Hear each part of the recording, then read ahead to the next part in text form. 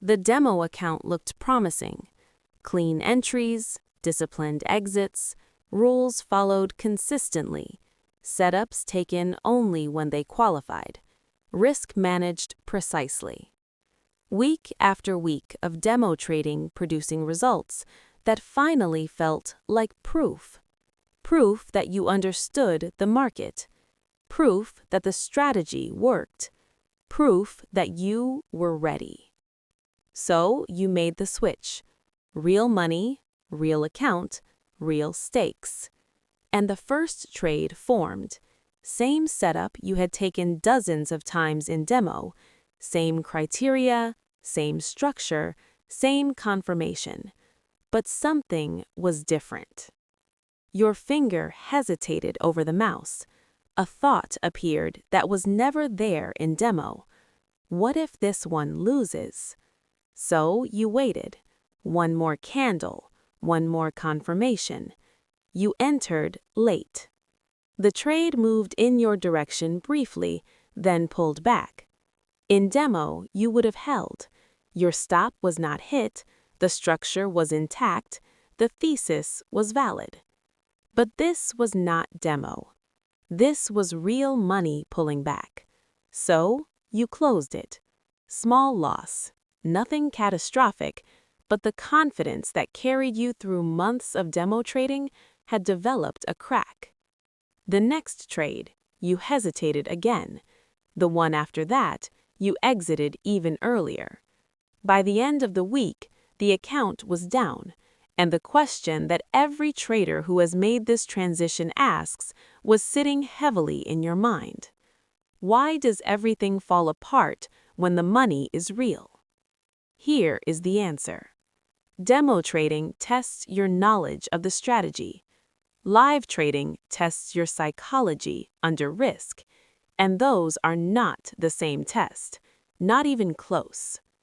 In this video, we are going to examine exactly what changes when real money enters the equation, what is happening neurologically when stakes activate the stress response, and what the transition from demo to live trading actually requires that no amount of simulation can provide.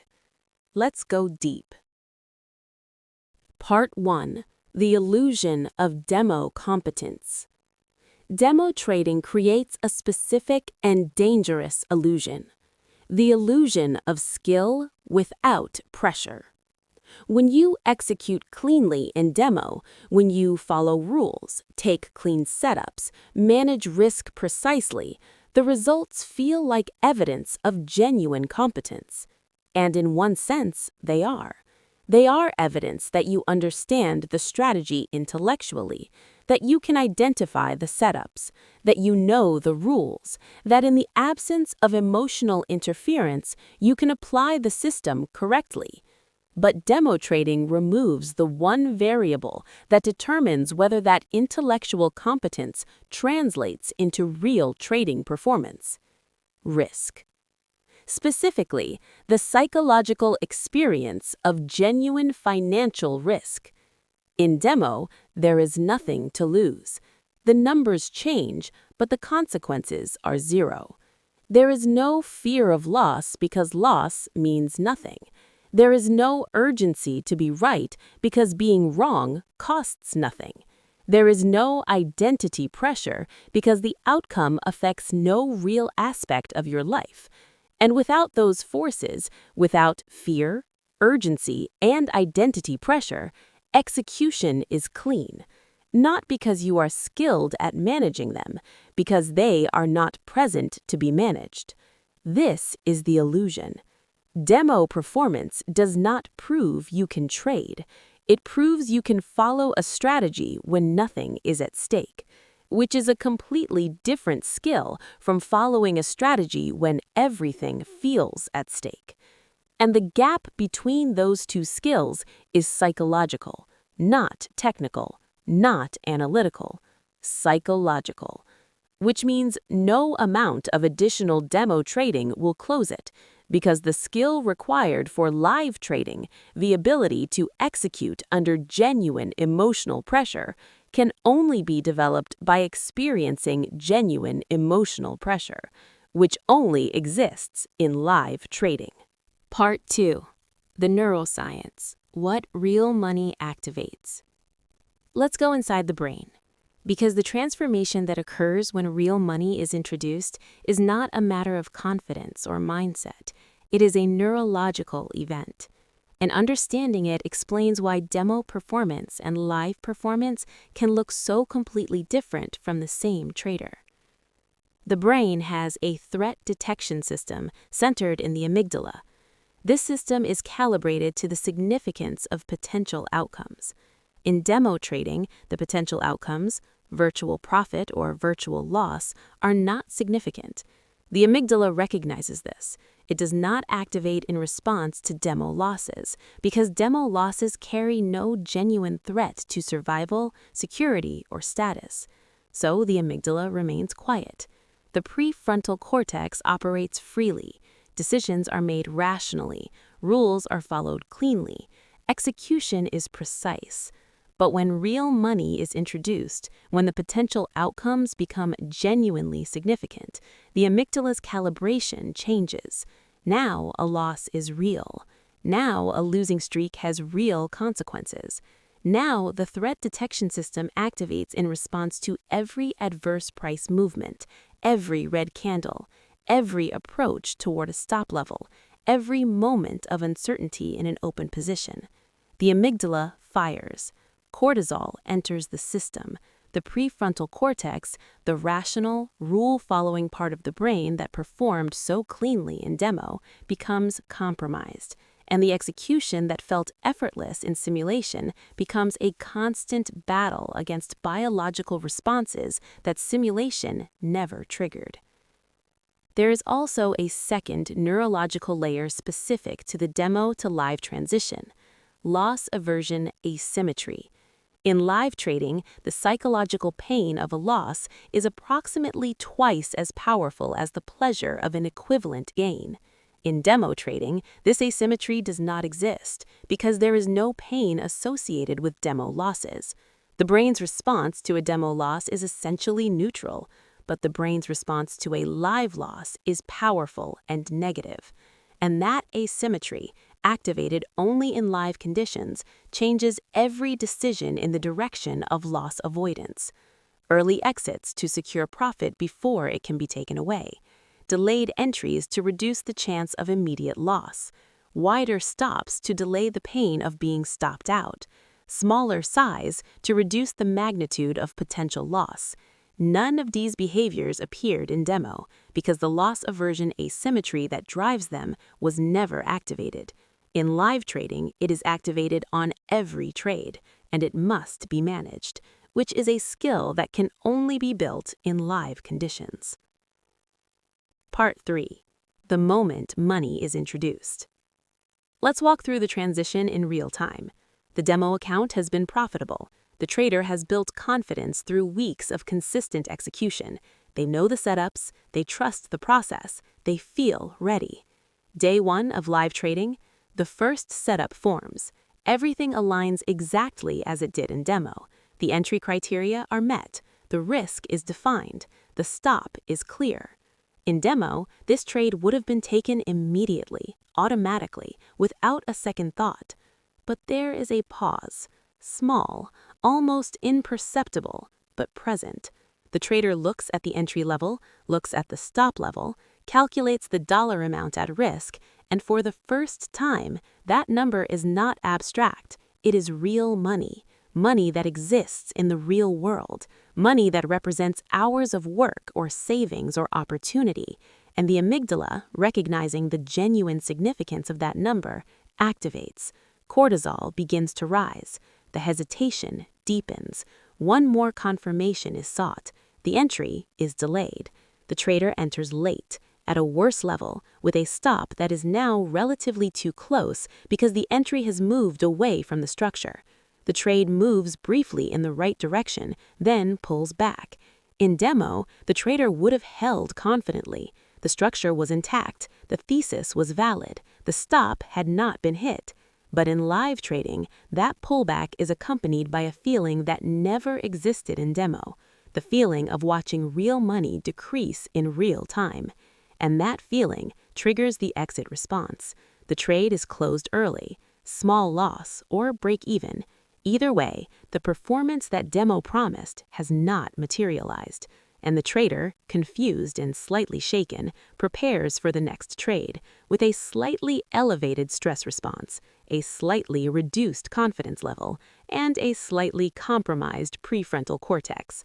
That is the day one of live trading, and for most traders, it only gets harder from there, until the psychological infrastructure for live trading is deliberately built. Part 4. The behavioral changes in live trading. The shift from demo to live trading produces a specific and predictable set of behavioral changes. The first is entry hesitation. In demo, entries are taken the moment criteria are met. In live trading, criteria are met, but the entry is delayed. One more confirmation is required, one more candle, one more reason to feel certain before real money is committed. And delayed entries mean worse positioning, which means the trade is harder to hold, which means exits come earlier, which means the system cannot perform as designed. The second is premature exit of winners, the inverse of premature winner exits. In demo, stops are honored without hesitation. In live trading, stops are approached and the exit is delayed, because exiting at the stop means accepting a real loss, and real losses activate pain that demo never produced. So the stop is widened, just this once. The loss grows. The third is extended holding of losers, the inverse of premature winner exits. In demo, stops are honored without hesitation. In live trading, stops are approached and the exit is delayed, because exiting at the stop means accepting a real loss, and real losses activate pain that demo never produced. So the stop is widened, just this once. The loss grows. The third is avoidance of valid setups.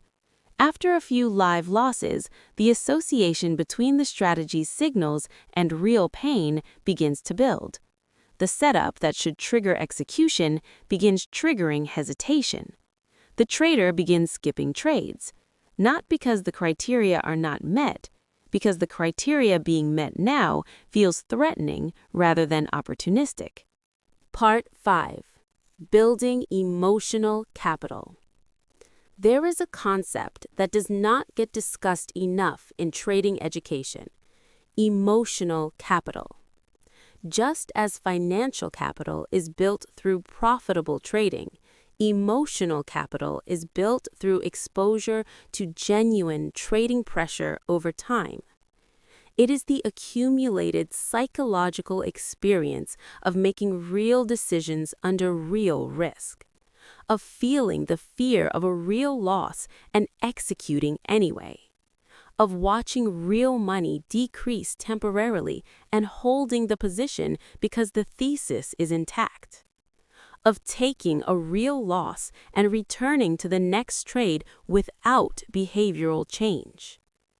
Each of these experiences builds emotional capital, gradually, incrementally, in a way that demo trading cannot replicate, because demo trading never creates the genuine emotional pressure that the capital is built to withstand.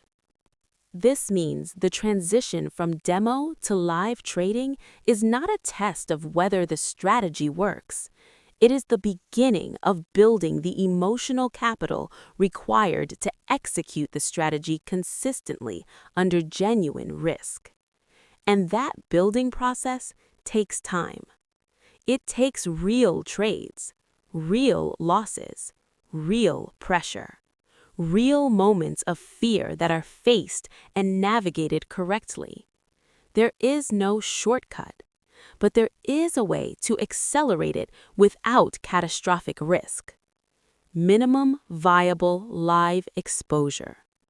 starting with position sizes so small that the financial consequences of individual trades are negligible.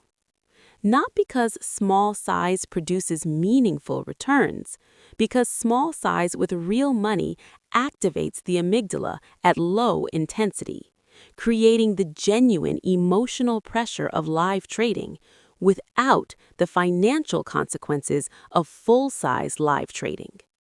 And through repeated exposure to that low-intensity pressure, trade by trade, session by session, the amygdala's response to live trading gradually calibrates. The stress response diminishes. The prefrontal cortex regains its functional access. And the execution that was clean in demo becomes accessible in live trading. Not immediately, but progressively, as the emotional capital accumulates. Part 6. Lessons from professional traders. One principle shared consistently among experienced traders regarding the demo to live transition is this: demo proves the strategy. Live trading builds the trader. They are not the same process. Demo is the laboratory. Live trading is the field.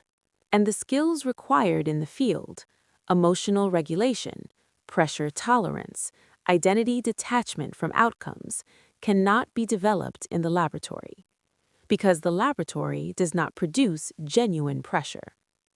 The professional understands this. They do not use demo performance as a measure of live readiness. They use it as a measure of strategic understanding. And they approach the live transition not as a deployment of proven skill, but as the beginning of a different kind of development: psychological development. Another principle observed among professionals who have coached or mentored developing traders through this transition: the size of your first live trades determines the quality of your psychological development. Too large, and the pressure overwhelms.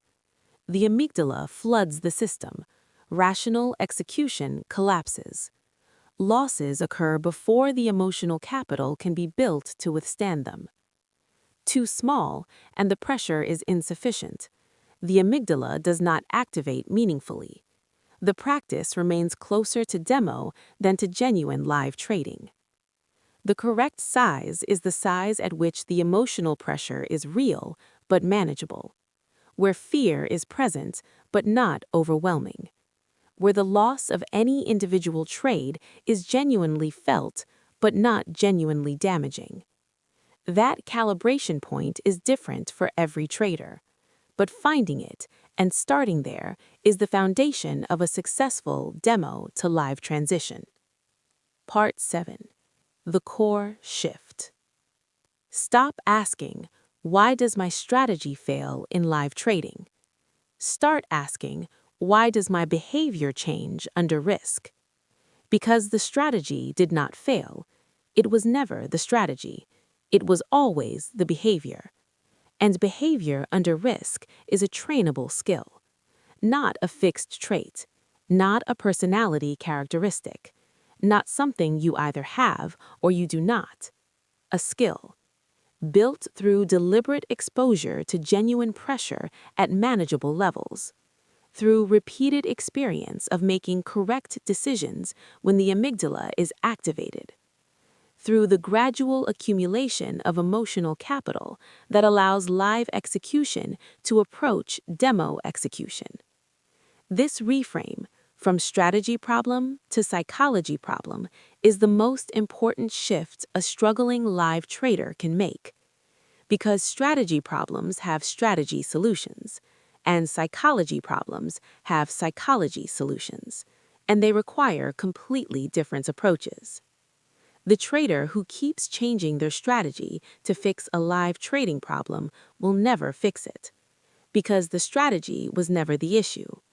The trader who builds emotional capital through structured exposure to live pressure at manageable levels will fix it, because they are addressing the actual problem directly.